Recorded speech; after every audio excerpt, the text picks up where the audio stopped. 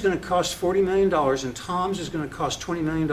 But the resources, the ability to perform, everything is identical except for the price. So you turn around and you go to the senior management or your board of directors and you recommend who?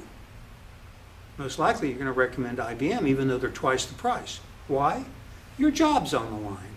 So when Tom's Computer Services fails, you get fired because you chose the cheap vendor.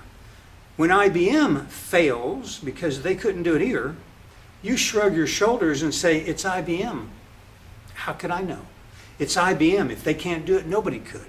By choosing IBM, you've made the safe choice because IBM is the one that you know has both trust and confidence and expertise, but not just in your mind, in everybody's mind. That's the IBM paradigm.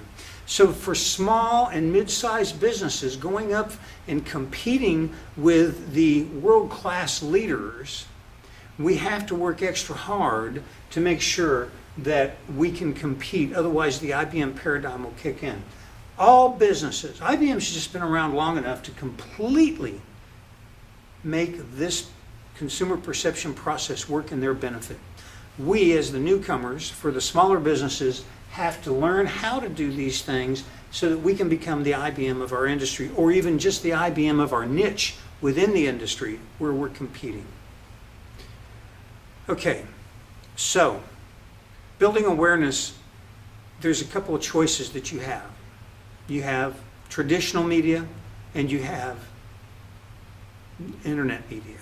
The traditional media is going to be things like television, radio, print media, direct mail, all of the things that existed prior to the advent of the internet.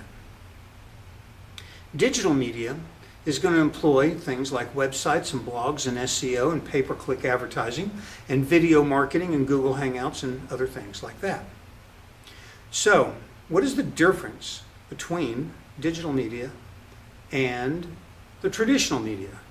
It boils down to one word: interactivity. Interactivity is the big difference between digital media and traditional media. And it makes all the difference in the world. Now, interactivity means that people can directly communicate with the vendor through the media. It is possible to communicate through traditional media if you include phones in the realm of traditional media. And of course you have to, because they were around before the advent of the internet.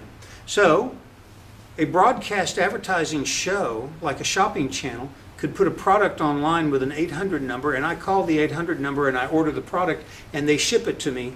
That's interactivity. But that's not using the same digital technology for the back and forth. You're cobbling together 2 or 3 different media components to create the interactivity. With a true digital media, you use that one media for all of your interactivity. A website, a cell phone, a tablet. Those are digital media interactions.